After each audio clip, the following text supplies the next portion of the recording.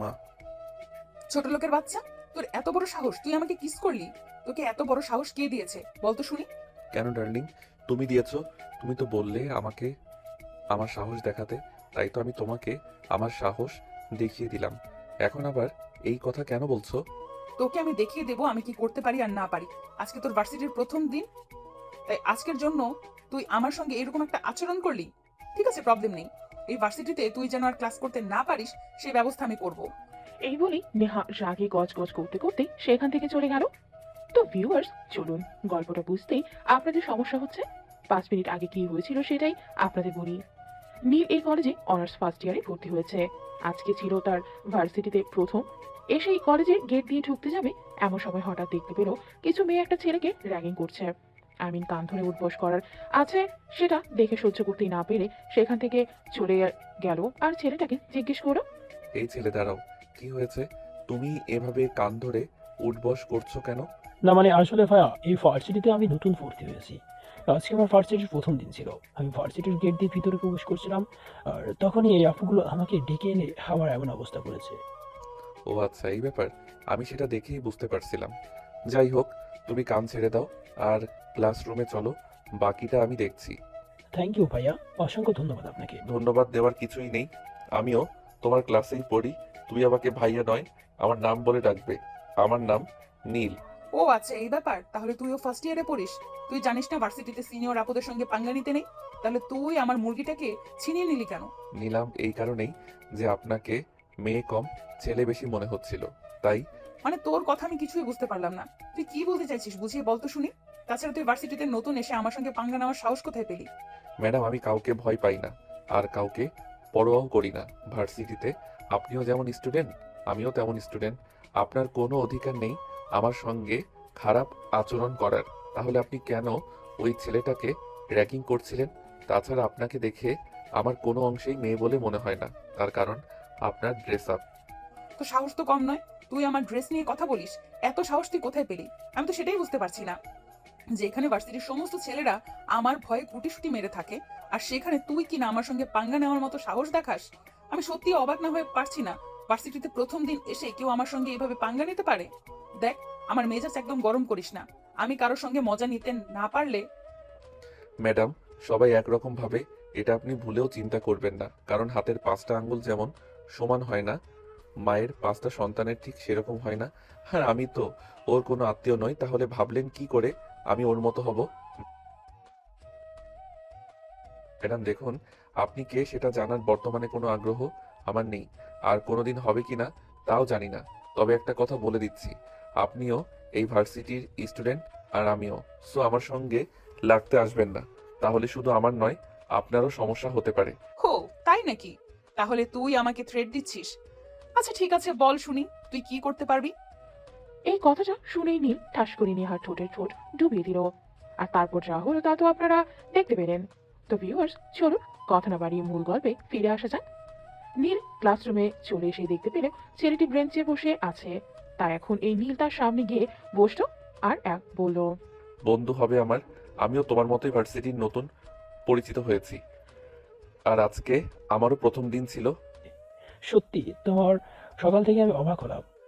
আমি তো মেয়েটার সঙ্গে কথা বলার সাহস পাচ্ছিলাম না, আর তুমি এভাবে প্রতিবাদ করে আমাকে ওর হাত থেকে উদ্ধার করে নিয়ে আসলে। সত্যি আমি ভাবতেই পারছি না কেউ আমাকে ওইখানে থেকে উদ্ধার করে নিয়ে আসতে পারতো। সোনা, কখনো কাউকে ভয় পাবে না। সব সময় সত্য আর সৎ পথে থাকবে, তাহলেই সব সময় ভালো কিছু করতে পারবে। যাই হোক, বাদ দাও ওসব কথা। ওসব মেয়েদের আমার খুব ভালো করেই চেনা আছে। ওরা বড়লোক বাবার বখাটে মেয়ে, নিজের বাবার পয়সার ফুটানি ভার্সিটিতে এসে দেখায়। ওদের আমি ধার ধারি না। হ্যাঁ ভাই, তা তো বললাম, আপনি একদম অসাধারণ। আমি এই ক্লাসে এসে সবার কাছে জানতে পারলাম এই মেয়েটার ভয়ে ভার্সিটির সমস্ত স্টুডেন্ট একপাশ হয়ে থাকে। কারণ সে সবসময় নিজের ক্ষমতার বড়াই দেখায়। তাছাড়া প্রিন্সিপাল স্যারের সঙ্গে ওর বাবার ভালো বন্ধুত্ব আছে, তাই সবসময় এরকম করে, কারণ প্রিন্সিপাল স্যার তাকে কখনোই কিছু বলবে না। কিন্তু বছরের পর বছর এরকমটা চলতেই থাকবে, এটা তো হতে পারে না। কারণ এটা ভার্সিটি একটা শিক্ষা প্রতিষ্ঠান, এখানে মানুষ শিক্ষা গ্রহণ করতে আসে, এসব আকাম কুকাম করতে নয়। যাই হোক, তোমাকে বলেছিলাম তুমি আমার বন্ধু হবে কিনা। অবশ্যই আপনার মতো একজন মানুষের বন্ধু হতে পারা তো ভাগ্যর ব্যাপার। আমি অবশ্যই আপনার বন্ধু হব। তাহলে আজ থেকে আমাকে তুই করে বলতে হবে, কারণ বন্ধুদের মাঝখানে নো তুমি আর নো আপনি, অনলি তুই। আচ্ছা বন্ধু, ঠিক আছে, আজ থেকে তোকে তুই করে বলবো। এখন চলার দিকে যাওয়া যাক। আজকে তো ভার্সিটির প্রথম দিন, ঘুম থেকে উঠতে লেট হয়ে গেছিল, তাই নাস্তা করে আসতে পারিনি। কিন্তু আমি তো নাস্তা করে এসেছি, কারণ আমার আম্মু সকালবেলা নাস্তা না করে আমাকে বাসা থেকে বের হতে দেয় না।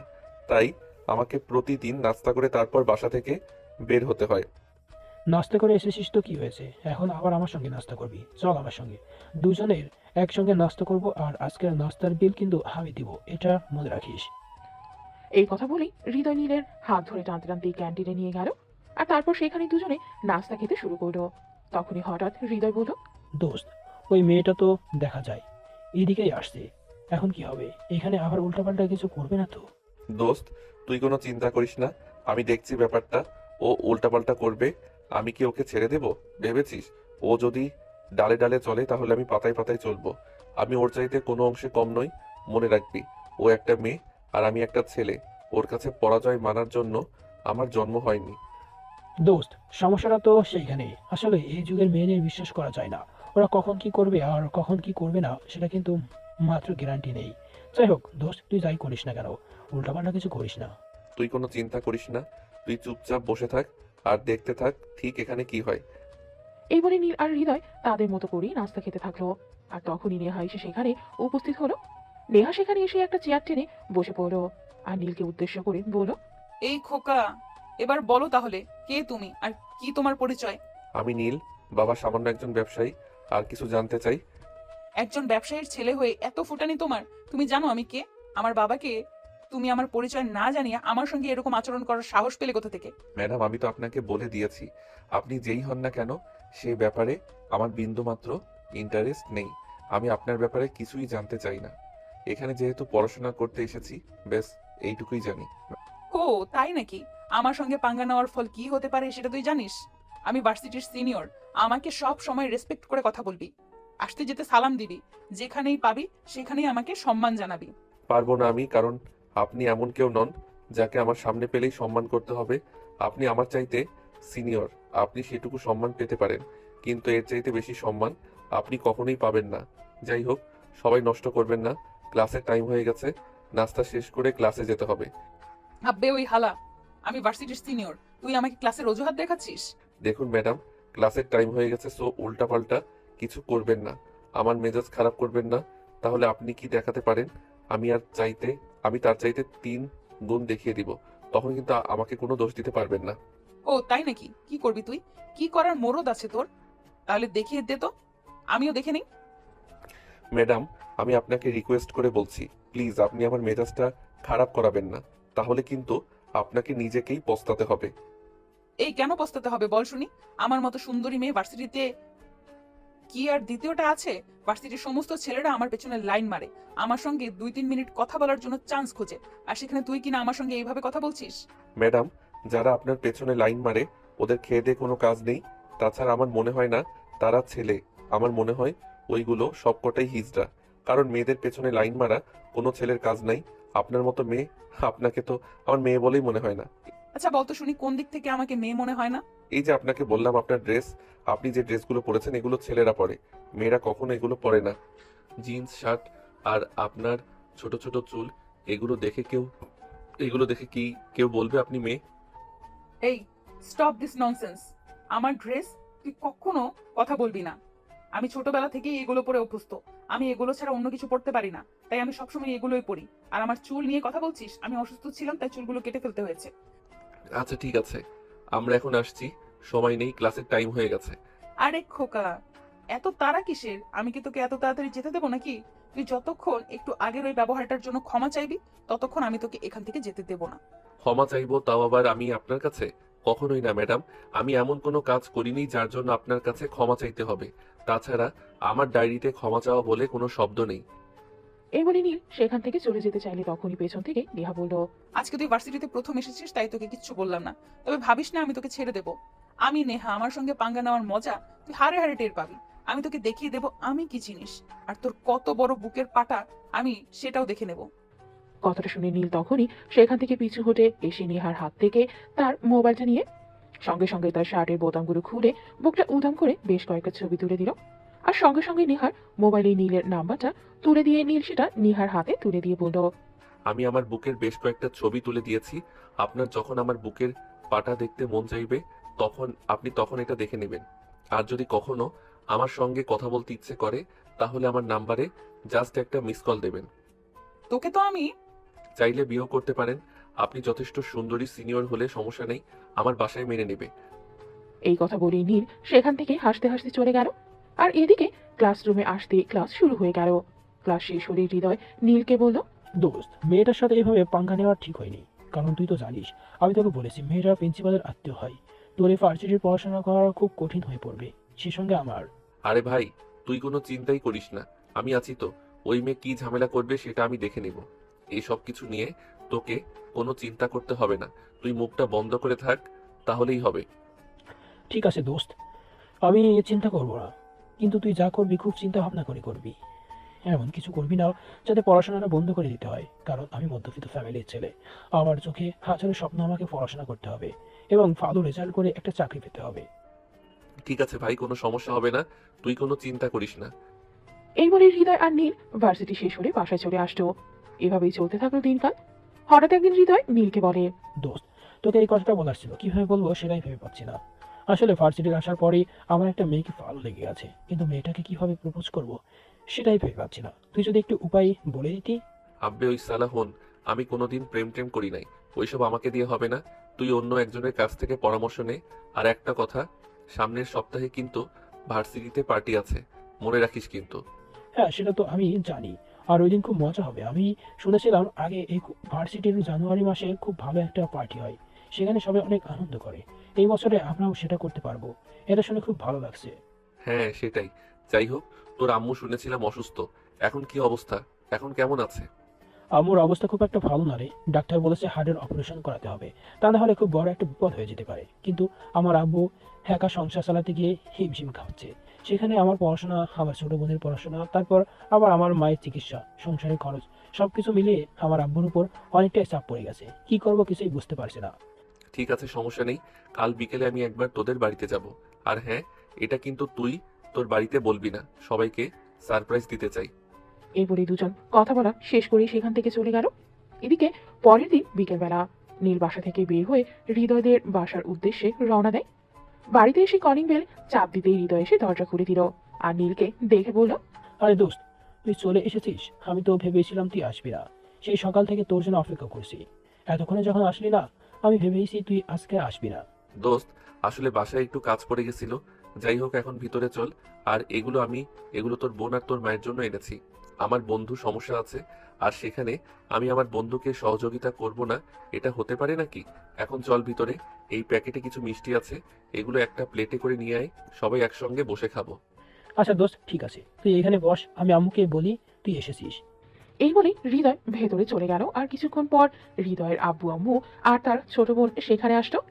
সবাই মিলে বসে অনেকক্ষণ গল্পগুজব করলে হৃদয়ের আম্মু নীলকে নাস্তা বানিয়ে রেখে দেখতে দেখতে সন্ধ্যা ঘনিয়ে রাত হতে চলল।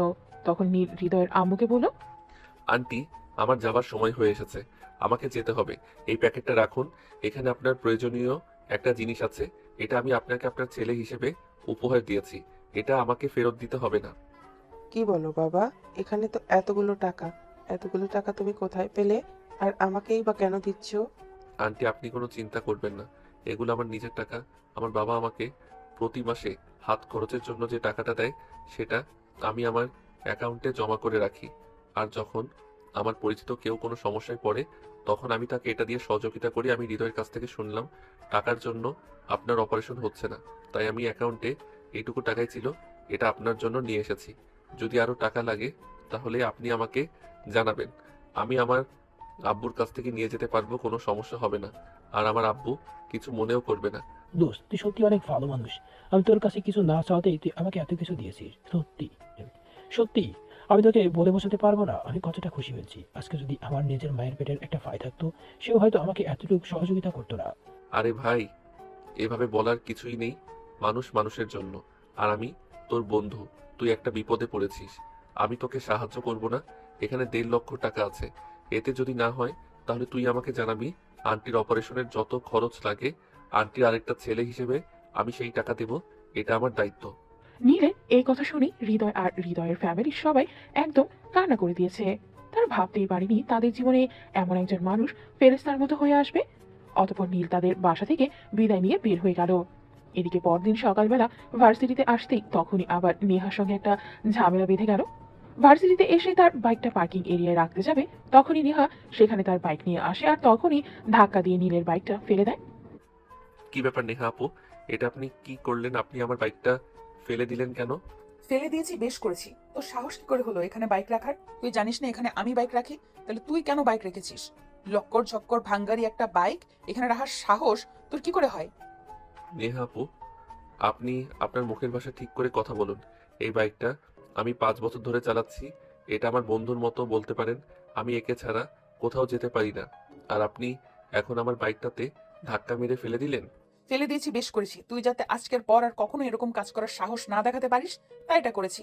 তোর বাইক ভেঙে গেছে, সারাতে টাকা লাগবে। এই নে, এখানে 50 টাকা আছে। এটা দিয়ে কোনো ভাঙ্গারি গ্যারেজ থেকে সারিয়ে নিস। এই কথা বলেই নেহা সেখান থেকে চলে যেতে চাইছিল, আর তখনই নীল তার হাত ধরে টেনে সামনে দাঁড় করালো আর ঠাস করে নেহার গালে একটা চড় বসিয়ে দিয়ে বলল, এই নিন ম্যাডাম আপনার 50 টাকা। আপনার গালে যদি ব্যথা লেগে থাকে এটা দিয়ে ফার্মেসি থেকে 2টো ট্যাবলেট কিনে খাবেন, তাহলে ভালো হয়ে যাবে। তোর সাহস তো কম নয়, তুই আমার গায়ে হাত তুলিস। আজ তোকে আমি দেখেই ছাড়বো। দেখার জন্য কোথায় নিয়ে যাব? আমার বেডরুমে নাকি কোনো আবাসিক হোটেলে? আপনি যেখানে বলেন আমি সেখানেই নিয়ে যাব। আপনি যে ব্র্যান্ডের প্রোডাক্ট আমি সেই ব্র্যান্ডের ব্র্যান্ড অ্যাম্বাসডর। ছোট লোকের বাচ্চা, ফকিন্নির বাচ্চা, তোর সাহস তো কম নয়। তুই আমার সঙ্গে এইভাবে কথা বলছিস? আজ তোর একদিন কি আমার একদিন। এই কথা বলে নেহা নীলের গালে চড় বসাতে চাইছিল, কিন্তু নীল সেটা করতে না দিয়ে নেহার হাতটা ধরে ফেলে এবং সেই সঙ্গে নেহার কোমরে ধরে টান দিয়ে নিজের সঙ্গে মিশিয়ে নেয় আর ঠাস করে নেহার দুই গালে দুটো চুমু বসিয়ে দেয়। তারপর বলে, ম্যাডাম, আমি চট দিয়ে আপনার গালে যে ব্যথাটা দিয়েছিলাম সেটা আশা করি আমার চুমু দিয়ে পুষিয়ে দিয়েছি। আমার চুমু খেতে কেমন লাগে ম্যাডাম? তোর এত বড় সাহস, তুই আমাকে চুমু খাস? তোর আমাকে চুমু খাওয়ার সাহস হলো কোথা থেকে? কোথায় তুই আর কোথায় আমি? কোথায় আকাশের চাঁদ আর কোথায় নর্দমার কীট? তোর মতো ছেলে এই ভার্সিটিতে পড়াশোনা করে, এটাই তো অনেক। আর সেখানে কিনা তুই আমার সঙ্গে পাঙ্গা নেওয়ার চেষ্টা করিস। আজ তোর আমি এমন হাল করব, তুই ভবিষ্যতে আমার সামনে এসে দাঁড়ানোর সাহসটুকু পর্যন্ত দেখাবি না। চাইলে আমার সঙ্গে বাসরও করতে পারেন, আমি আপনাকে না করব না বললাম তো। আপনি যথেষ্ট সুন্দরী আছেন। আপনি কি আমার বাসায় মেনে নেবে? কোনো প্রবলেম হবে না? বলেই নীল সেখান থেকে চলে গেল। এরপর দেখতে দেখতেই ভার্সিটির অনুষ্ঠানের দিন চলে আসলো। আগের দিন থেকেই ভার্সিটির পুরো এরিয়াটা অনেক সুন্দর করে সাজানো হয়েছে, আর আজ সকালবেলা থেকেই ভার্সিটির প্রত্যেকটা স্টুডেন্ট অনেক সুন্দর করে সাজুগুজু করে ভার্সিটিতে আসা শুরু করে দিয়েছে। কারণ আজ ভার্সিটিতে অনেক আনন্দ উল্লাস হবে। সবাই নিজেদের মতো করে আনন্দ করবে, গান গাইবে, নাচ করবে। এদিকে নীল সকাল 8টা থেকেই ভার্সিটি ক্যাম্পাসে আসে আর বন্ধুদের নিয়ে ক্যাম্পাসের একপাশে দাঁড়িয়ে গল্প করতে থাকে। তখনই হঠাৎ নেহা ভার্সিটিতে আসে আর গাড়িটা দাঁড় করিয়ে ক্যাম্পাসের ভেতরে ঢুকতে থাকে। তখনই হৃদয় নীলকে উদ্দেশ্য করে বলে, দোস্ত, তাকিয়ে দেখতো এটা কে? এই মেয়েটাকে তো আমাদের ভার্সিটিতে আজকের আগে কখনো দেখছি বলে মনে হয় না। দোষ শালা কানা, তুই কি ভুলে গেছিস সেটা আমাদের সিনিয়র আপু? ওই যে ওই মেয়েটা নেহা যার নাম। কিন্তু আজ তো ওকে দেখে পুরো অন্যরকম লাগছে। মেয়েটাকে বললো সে কোনোদিনও শার্ট প্যান্ট ছাড়া অন্য কিছুই পরেনি, তাহলে আজ শাড়ি পরলো কিভাবে? সেটা বড় কথা নয় ভাই, বড় কথা হলো মেয়েটাকে শাড়িতে অন্যরকম সুন্দরী লাগছে। তাছাড়া তো এক ভার্সিটির প্রত্যেকটা স্টুডেন্টই হা করে মেয়েটার দিকে তাকিয়ে আছে। অন্যদের আমি পরে দেখে নেব, আগে তুই নিজের মুখটা বন্ধ কর। হ্যাঁ সত্যি আজ নেহাকে অনেক সুন্দর লাগছে, কিন্তু এত সুন্দর এলাকার পিছনে রহস্যটা কি? আর সে আজকে শাড়ি পরলই বা কিভাবে? তুই এখানে দাঁড়া, আমি রহস্যটা জেনে আসি। ভাই, আমি তো দুইটা পায়ে ধরি, তোর ওইখানে যাওয়া লাগবে না, কারণ আমি খুব ভালো করে জানি তুই ওইখানে গেলেই এই মেয়েটার সঙ্গে কথা বলে একটা ঝামেলা বাঁধাবি আর আজকের আনন্দের পুরো মুহূর্তটা নষ্ট করে দিবি। আরে bro, no tension, just chill. আমাকে দেখতে দে, ব্যাপারটা দেখতে হবে। এই বলেই নীল হৃদয়কে সেখানে রেখে সোজা নেহার সামনে গিয়ে দাঁড়ালো আর বলল, কি ব্যাপার ম্যাডাম, আজকের বিষয়টা কি সেটাই তো বুঝতে পারলাম না। আজ হঠাৎ আপনি শাড়ি পরেছেন, কিন্তু এর পেছনে কারণটা কি সেটা কি জানতে পারি? কারণটা খুবই সিম্পল। তুই লিজেন্ড হলে এতক্ষণে বুঝে যেতি। যাই হোক, তুই বুঝতে পারিসনি, তাই জন্য আবারও বলি। তোকে ইমপ্রেস করার জন্য আমি আজ শাড়ি পরেছি। ভার্সিটির প্রত্যেকটা ছেলে আমার সঙ্গে কথা বলার জন্য কত সুযোগ খোঁজে, আর তুই কি না আমাকে কোনো পাত্তাই দিস না কেন বলতো? ভেরি সিম্পল, আমি আর 5টা ছেলের মতো নই।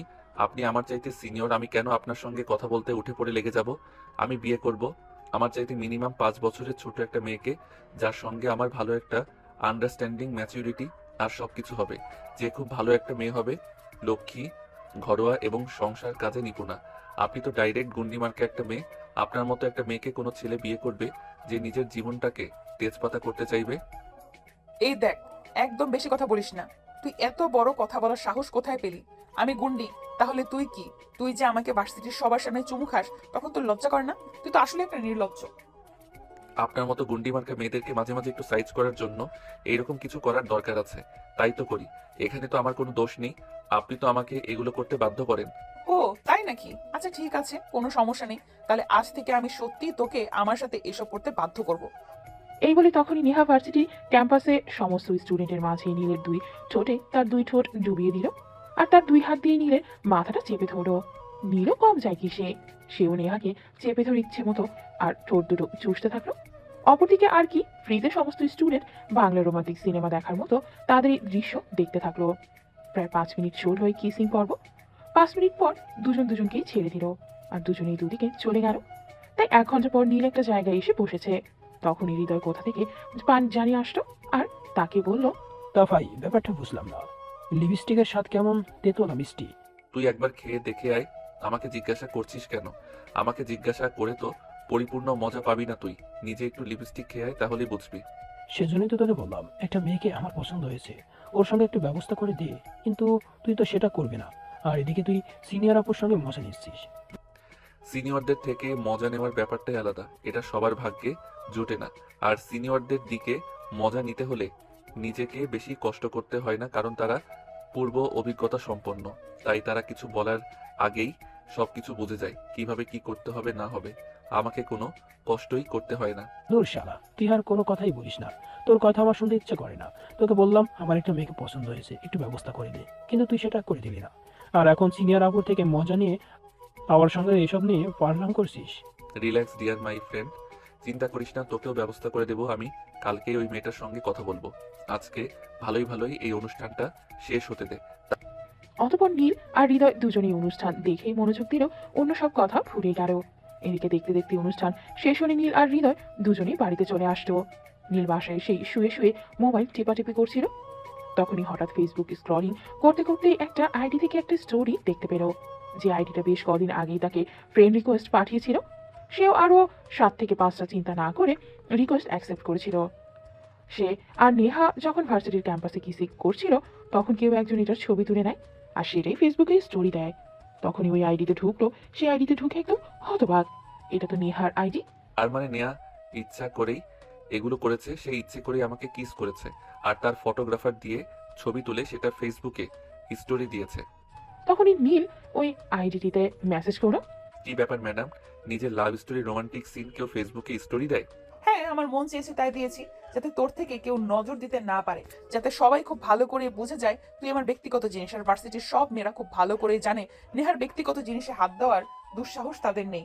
আরে এক্সকিউজ মি ম্যাডাম, আমি আবার আপনার ব্যক্তিগত জিনিস হলাম কবে থেকে? আমি তো নীল আর একটা সাধারণ ফ্যামিলির ছেলে। আপনার বাবার মতো কোটি কোটি টাকা আমার নেই। তাতে কি হয়েছে? তুই তো আছিস, তোর মতো একটা রোমান্টিক বয় পেলে আর কি চাই জীবনে? তাছাড়া তুই তো নিজেই আমাকে বলেছিস আমি যথেষ্ট সুন্দরী। আমি তোর চাইতে বয়সে বড় হলেও তোর ফ্যামিলির মানুষজন আমাকে মেনে নেবে। তাহলে সমস্যা কোথায়? চল চুটিয়ে প্রেম করি, তারপর পড়াশোনা শেষ করে বিয়ের কাজটা সেরে নেব। আরে ম্যাডাম, আপনার কি মাথা খারাপ হয়েছে? ওই কথাগুলো আমি তো শুধু মজা করে আপনাকে বলেছি, আর আপনি এটা সিরিয়াস নিয়ে নেবেন, এটা তো আমি কল্পনাও করতে পারিনি। যাই হোক ম্যাডাম, আমি আপনাকে রিকোয়েস্ট করে বলছি, প্লিজ আপনি এই স্টোরি ডিলিট করেন। আমার আত্মীয় স্বজন কেউ দেখতে পেলে আমার সমস্যা হবে। পারবো না। আমি যা চাইছে তাই হোক। আমাকে কিস করার সময় তো সেসব কথা তোর মনে ছিল না, তখন মজা নিতে পারছিস। আর এখন যখন ফ্যামিলির লোকজন দেখে যাবে তখন ভয় করছে, তাই না? আমার জায়গায় যদি অন্য একটা মেয়ে থাকতো তখন কি করতি? আমি জানি না, কিছু জানতেও চাই না। প্লিজ আপনি এই ছবিটা ডিলিট করবেন। করবো না আমি। তোর যা ইচ্ছা তাই কর। আর হ্যাঁ, কালকে ভার্সিটিতে আয়, তোর জন্য আরো একটা স্পেশাল সারপ্রাইজ আছে। এই কথা বলে নেহা আর কোনো উত্তরের অপেক্ষা না করে ফোনটা কেটে দিল। আর এদিকে নীল অবাক হয়ে চিন্তা করছে কি এমন সারপ্রাইজ আছে। এইসব চিন্তা করতে করতে সে ঘুমিয়ে পড়ল। পরদিন সকালবেলায় ঘুম থেকে উঠে ফ্রেশ হয়ে সে ভার্সিটির উদ্দেশ্যে রওনা দিল। ভার্সিটিতে এসে সে তো একদম পুরোই অবাক। আজকে ভার্সিটিতে একটা স্টুডেন্টও আসেনি। তবে কি সে একটু আগেই চলে এসেছে, নাকি এই ভাবতে ভাবতে সে মোবাইলটা হাতে নিয়ে দেখলো সকাল 10টা বাজে। টাইম তো ঠিকই আছে, তাহলে কেউ আসলো না কেন? এগুলো ভাবতে ভাবতে সে ক্লাসরুমের দিকে অগ্রসর হতে থাকলো। সে যেই না ক্লাসরুমের ভেতরে প্রবেশ করলো, অমনি হঠাৎ করেই ক্লাসরুমের দরজাটা বন্ধ হয়ে গেল। সে পিছন ফিরে তাকিয়ে দেখলো তার পেছনে নেহা দাঁড়িয়ে আছে। এটা থেকে সে তো একদম ভূত দেখার মতো চমকে গিয়ে বলতে লাগলো, আপনি এখানে? আর দরজা কেন বন্ধ করছেন? ভার্সিটিতে একটা স্টুডেন্ট নেই, তবে কি আজ আপনি আর আমি ছাড়া কেউ আসেনি এখানে? এসেছে, তবে এখানে কেউ আসবে না। আমি সবাইকে বলে দিয়েছি, সবাই অন্য ক্লাসরুমে গিয়ে বসে আছে। সবাইকে বলে দিয়েছি কেউ যেন ক্লাসরুম থেকে বের না হয় আমি না বলা পর্যন্ত। মানে কি এসবের? আপনি কি করছেন এগুলো? আমি তো কিছুই বুঝতে পারছি না। আপনার মাথায় কি চলছে একটু দয়া করে বলা যাবে? সেটা এক্ষুনি তোমাকে দেখাবো। কাল তোমাকে কিস করে সেটা ফেসবুকে স্টোরিতে দিয়েছি বলে তুমি আমাকে কি বলেছো, এগুলো ডিলিট করে দিতে, না হলে তোমার ফ্যামিলির মানুষ দেখতে পেলে সমস্যা হয়ে যাবে। কিন্তু আজ আমি তোমার সঙ্গে যেটা করব সেটা তোমার ফ্যামিলির মানুষ দেখতে পেলে নিজের থেকেই তোমাকে আমার হাতে তুলে দিবে। মানে আপনি কি বলছেন? আমি তো কিছুই বুঝতে পারছি না। আপনার কি মাথা খারাপ হয়ে গেছে নাকি? আমি সেটাই বুঝতে পারছি না। প্লিজ আপনি দরজাটা খুলুন আর আমাকে বাইরে যেতে দিন। এটা তো হবে না বেবি, এত কষ্ট করে এত কিছু করে আমার এখন আমি তোমাকে আমি যেতে দেবো? একদমই না। তুমি যেতে চাইলেও আমি তোমাকে যেতে দেব না।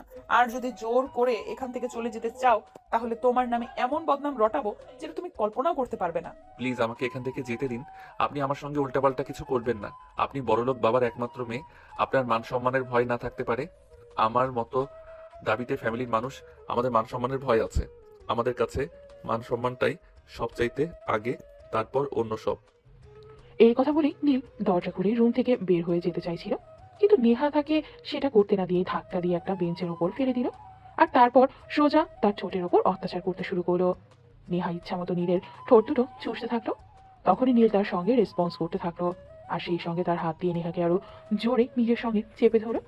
বাহ, বেশ তো খেলতে পারো, চলো না ওইটা করি। ম্যাডাম, ওইটা করলে আপনার প্রবলেম হবে, আমার নয়। আপনি কিন্তু ভুলে যাচ্ছেন আমি একটা প্রাপ্তবয়স্ক ছেলে। তাতে কি আমার কোনো প্রবলেম নেই। সবাই না হয় বিয়ের পর বাচ্চা নেয়, আমি না হয় বিয়ের আগেই বাচ্চা নিয়ে নেব। কিন্তু ম্যাডাম, এটা আমি পারবো না। আপনি আমার চাইতে সিনিয়র।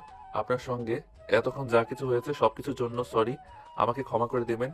আপনি আমাকে এমনভাবে চেপে ধরেছিলেন, আমি আর নিজেকে কন্ট্রোল করতে পারিনি। আমিও তো চাই তুমি কন্ট্রোল হারিয়ে আমার উপর আসক্ত হয়ে পড়ো, কারণ আমি তোমায় ভালোবেসে ফেলেছি। আরে আপনাকে মাথা সত্যি খারাপ হয়ে গেছে নাকি? কোথায় আপনি আর কোথায় আমি? কোথায় আকাশের চাঁদ আর কোথায় মাটির পৃথিবী? যাই হোক ম্যাডাম, এবার আপনি ছাড়ুন, আমাকে যেতে হবে। আরে কি ব্যাপার, ভয় পাচ্ছ কেন? ভয় পাওয়ার কিছুই নেই। তুমি জানো না ভার্সিটির প্রিন্সিপাল আমার বাবার বন্ধু হয়। আমি ভার্সিটিতে যাই কিছু করি না কেন প্রিন্সিপালের উপরে তো কেউ যেতে পারবে না, তাই এখানে কোনো সমস্যা হবে না। আমি জানি না, অত কিছু আমি জানি না বাইরে কে দাঁড়িয়ে দরজায় নক করেছে। এখন যদি আপনাকে আর আমাকে একটা বন্ধ রুম থেকে বের হতে দেখি, তারপর কি হবে সেটা আপনি ভাবতে পেরেছেন? ধুর, তুমি এত ভয় পাও কেন বলো তো? আমি সেটাই বুঝতে পারি না। ঠিক আছে, কোনো সমস্যা নেই, তোমাকে দরজা খুলতে হবে না, আমি নিজেই গিয়ে দরজা খুলে দিচ্ছি। তারপর বাঘ ভাল্লুক যা আসে তাই আসুক। এই বলে নেহা নীলকে ছেড়ে দিয়ে দরজাটা খুলে দিল। আর তখনই দরজা খুলে দেখতে পেল প্রিন্সিপাল স্যার দরজার বাইরে দাঁড়িয়ে আছে। এটা দেখে নীল কাছুমাছি হয়ে বলতে লাগলো, স্যার প্লিজ বিশ্বাস করুন, আমি কিছু করিনি। আমি তো ক্লাসরুমে এসেছিলাম আর তখনই নেহা আপু এগুলো করেছে। প্লিজ আপনি আমার বাবাকে কিছু বলবেন না। আরে কোনো ব্যাপার না, এসব নেহা খুব ভালো মেয়ে, তোমার ভালোবাসে, ওর ভালোবাসাকে তুমি মেনে নাও। স্যার আপনি এসব কি বলছেন? নেহা আপু আমার চাইতে সিনিয়র। ওনাকে ভালোবাসা বা ওনার সঙ্গে সম্পর্কে যাওয়া কোনোটাই আমার পক্ষে সম্ভব নয়। আপনাকে আমি রিকোয়েস্ট করে বলছি, প্লিজ আমার বাবাকে এসব কিছু বলতে যাবেন না। আরে বাবা, বললাম তো চিন্তার কোনো কারণ নেই, আমি কাউকে কিছু বলবো না। নেহা আমার বন্ধুর মেয়ে, ও আমাকে সবকিছু বলেছে। ও আমাকে সবসময় নিজের বন্ধুর মতো মনে করে, তাই সবকিছু শেয়ার করে। নেহাকে বাইরে থেকে দেখতে একটু রাগী মনে হলে ভেতরে থেকে কিন্তু সে অনেক ভালো একটা মেয়ে। নীল তখন প্রিন্সিপাল স্যারের কোনো উত্তর না দিয়ে কোনো রকমে সেখান থেকে কেটে পড়ো। এদিকে সেদিন রাতের বেলা নীল নিজের রুমে বসে পড়াশোনা করছিল। তখনই হঠাৎ মোবাইলের রিংটোনের আওয়াজ শুনতে পেল। সে মোবাইলটা হাতে নিয়ে দেখলো একটা অচেনা নাম্বার থেকে ফোন এসেছে। সে প্রথমে ফোনটা রিসিভ করতে চাইলো না, কারণ তার নাম্বারে কখনোই খুব একটা অচেনা নাম্বার থেকে ফোন আসে না তাই। কিন্তু পরপর ফোনটা বেজেই চলেছিল। তাই নীল বাধ্য হয়ে ফোনটা রিসিভ করলো। আর ফোনটা রিসিভ করতেই অপর পাশ থেকে শুনতে পেল, কি ব্যাপার, কতক্ষণ লাগে তোমার ফোন রিসিভ করতে? আমি সেই কখন থেকে ফোন দিয়ে যাচ্ছি কিন্তু তুমি ফোনটা তুলছো না কেন? কি সমস্যা কি তোমার? না মানে আসলে আমি বই পড়তে বসেছিলাম, তাই আর ফোনটা রিসিভ করতে পারিনি। তাছাড়া অচেনা নাম্বার ফোন রিসিভ করতেও ভরসা পাচ্ছিলাম না। ও আচ্ছা, এই ব্যাপার, ঠিক আছে, তাহলে আমার নাম্বারটা সেভ করে রাখো। এটা আমার পার্সোনাল নাম্বার, যে কোনো সময় ফোন দিলে আমাকে পাবে। এখন তাহলে রাখি, তোমায় বিরক্ত করলাম না, ফ্রি হয়ে ফোন দিও। এই বলে নীলকে আর কোনো কথা বলার সূচনা দিয়ে নেহা ফোনটা কেটে দিল। আর এদিকে নীল মোবাইলটা রেখে পড়াশোনায় মনোযোগী হওয়ার চেষ্টা করলো, কিন্তু সে কোনোভাবেই পড়াশোনায় মনোযোগী হতে পারছে না। কারণ যখন সে পড়াশোনায় মনোযোগী হওয়ার চেষ্টা করছে, তখনই সকালবেলা ভার্সিটিতে ঘটে যাওয়া ঘটনার কথা মনে পড়ছে। তাই সে আর পড়া টেবিলে বসে না থেকে বিছানায় গিয়ে শুয়ে পড়ল। রাত আনুমানিক 2টা বাজে।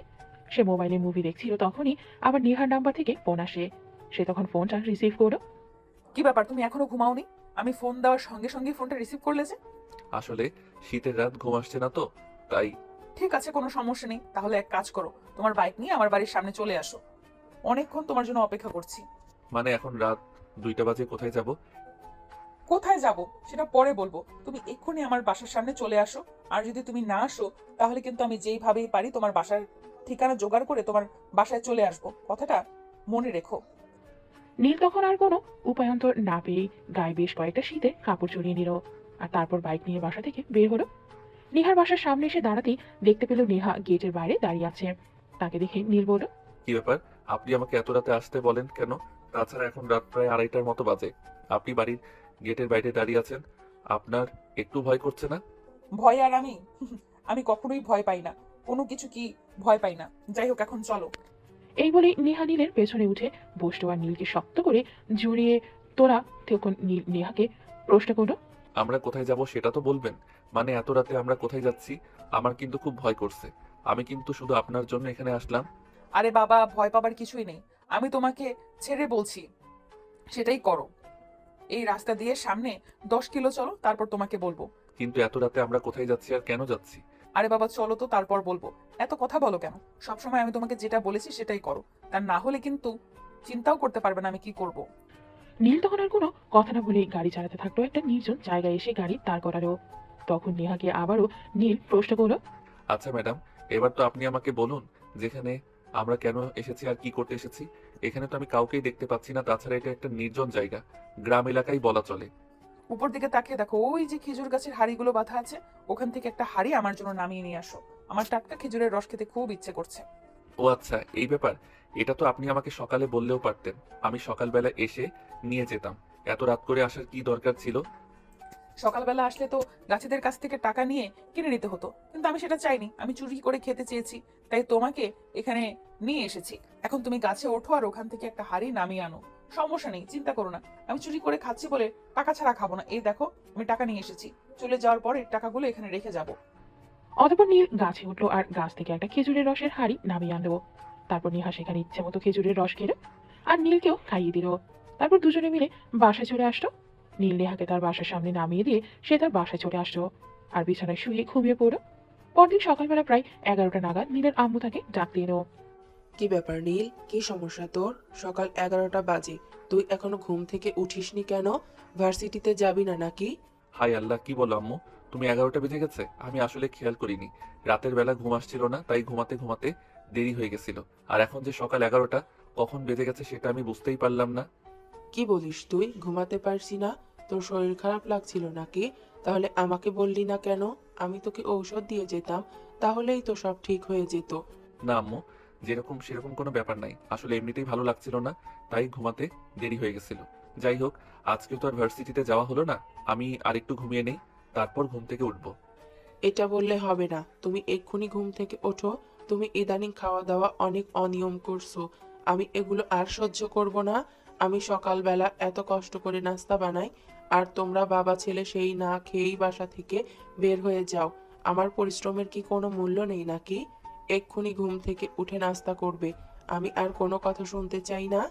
নীল বেশ কিছুক্ষণ মনে মনে চিন্তা করলো, আসলেই তাই তার আম্মু এত কষ্ট করে রান্না বান্না করে, কিন্তু সে আর তার আব্বু সকালবেলা কিছু না খেয়ে বাসা থেকে বের হয়ে যায়। তাই সে পেছন থেকে নেমে প্রয়াস হতে চলে গেল। প্রায় হয়ে এসে তারপর নাস্তা খেয়ে আবার রুমে এসে ঘুমিয়ে পড়ো। বিকেল 3টে নাগাদ নেহার নাম্বার থেকে ফোন আসতো। কি ব্যাপার বেবি, কি করছিলে তুমি? এত বেলা হয়ে গেল, তুমি আমাকে একবারও ফোন করলে না। সকালবেলা ঘুম থেকে উঠে নাস্তা করে আবার ঘুমিয়ে গেছিলাম, এখনো বিছানাতেই আছি, তাহলে ফোন করব কি করে? ঠিক আছে, সমস্যা নেই, বিকেল বেলায় একটু বের হতে পারবে? শপিং করতে যাব। আসলে আম্মুকে বলেছিলাম, আম্মু একটু কাজে ব্যস্ত আছে, আম্মু যেতে পারবে না, তাই তুমি যাবে। কিন্তু আমার তো ছোট্ট একটা কাজ আছে। আমার বন্ধু হৃদয় আছে না, ওর আম্মুর আজ অপারেশন, আমাকে একটু হাসপাতালে যেতে হবে। ঠিক আছে, সমস্যা নেই, ওখানেও যাবে, কিন্তু তার আগে আমার সঙ্গে শপিং এ যাবে। শপিং শেষ করে আমি নিজেও তোমার সঙ্গে হসপিটালে যাব। এই বলে ফোনটা কেটে দিল। অতঃপর নীল বিছানা থেকে নেমে ফ্রেশ হয়ে নেহার বাসার সামনে বাইক নিয়ে চলে আসলো। তারপর দুজনে একসঙ্গে শপিং মলে চলে গেল। শপিং শেষে করে নেহাকে নিয়ে হসপিটালে চলে আসে। দুজন হসপিটালে ঢুকতেই হৃদয় তাদের দেখে এবং কাছে এসে বলে, কি ব্যাপার দোস্ত? ব্যাপারটা বুঝতে পারলাম না। ম্যাডাম তোর সঙ্গে কেন? ম্যাডাম তোর ভাবি হতে চলেছে, তাই এখন থেকে ভাবি বলে ডাকবি। এসব ফাইজলামো বাদ দিয়ে এখন বল, আন্টির কি অবস্থা? অপারেশন কখন হবে?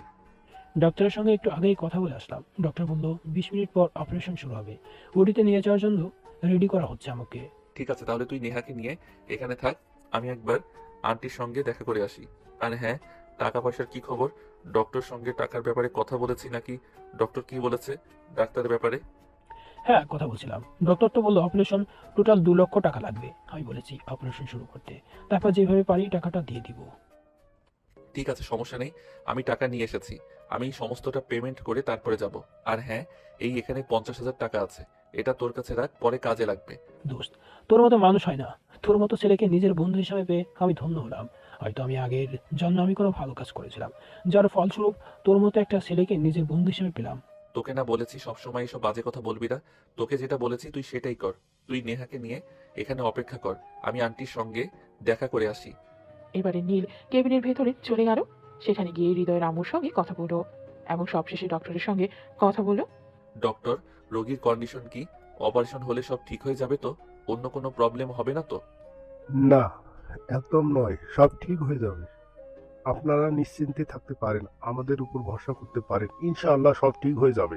ঠিক আছে ডক্টর, সব যেন ঠিকঠাক হয়। আমি আপনার উপর ভরসা করি, শুধুমাত্র আন্টির অপারেশনটা আপনাদের হসপিটালে করতে দিলাম। তা না হলে আমি আন্টিকে অন্য কোনো হসপিটালে নিয়ে যেতাম। না, সেটার কোনো প্রয়োজন নেই। আমি আপনাকে শতভাগ নিশ্চিত করতে পারি, আমি এই অপারেশনটা সাকসেস করতে পারবো। আপনার চিন্তার কোনো কারণ নেই। ঠিক আছে doctor, thank you so much.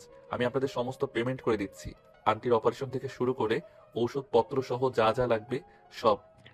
এই বলে নীল কেবিন থেকে বের হয়ে এসে রিসিপশনে চলে গেল। আর সেখানে টাকা পয়সা সমস্ত ব্যাপার স্যাপার মিটিয়ে তারপর নেহাকে নিয়ে সেখান থেকে বেরিয়ে এলো। আমাকে কিন্তু আজ বাসা পর্যন্ত পৌঁছে দিতে হবে। তোমাকে তোমার বাসা পর্যন্ত পৌঁছে দিলে আমার তো বাসায় ফিরতে অনেক রাত হয়ে যাবে, তারপর তো আম্মু আমাকে বকাবকি করতে পারে। শাশুড়ি মাকে বলে দিবে তুমি শাশুড়ি মার বৌমাকে ছাড়তে গিয়েছিলে, তাহলে দেখবে শাশুড়ি মা আর তোমাকে কিছুই বলবে না। যাই হোক, এবার চলো যাওয়া যাক। অতঃপর নীল আর নেহা দুজনেই বাইকে উঠে বসলো। নীল তার আপন হাতে বাইক চালাচ্ছিল।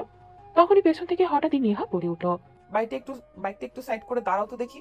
কেন, কি হয়েছে? তোমার কোনো সমস্যা না কি? কোনো কিছু লাগবে? না, সেরকম কোনো ব্যাপার না, তুমি বাইকটা দাঁড় করাও, তারপর আমি তোমাকে বলছি। অতঃপর নীল আর কোনো কথা না বলে বাইকটা দেরি করালো। আর তখনই নেহা বাইক থেকে নেমে গেল আর সঙ্গে সঙ্গে নীলকেও বাইক থেকে নামতে বলল। নীল কোনো কথা না বলেই বাইক থেকে নামলো। তখন নেহা বাইকে উঠে নীলকে আর পেছনে বসতে বলল। এটা দেখে নীল তাকে প্রশ্ন করলো, আরে, তোমার কি মাথা খারাপ হয়ে গেছে নাকি? তুমি বাইক চালাবে আর আমি তোমার পিছনে বসবো? আমি পারবো না। আমি তোমার সঙ্গে ঠেলা গাড়িতে করে যেতে পারবো না, তুমি চুপচাপ পেছনে উঠে বসো, তা না হলে কিন্তু খারাপ কিছু হয়ে যাবে বলে দিলাম।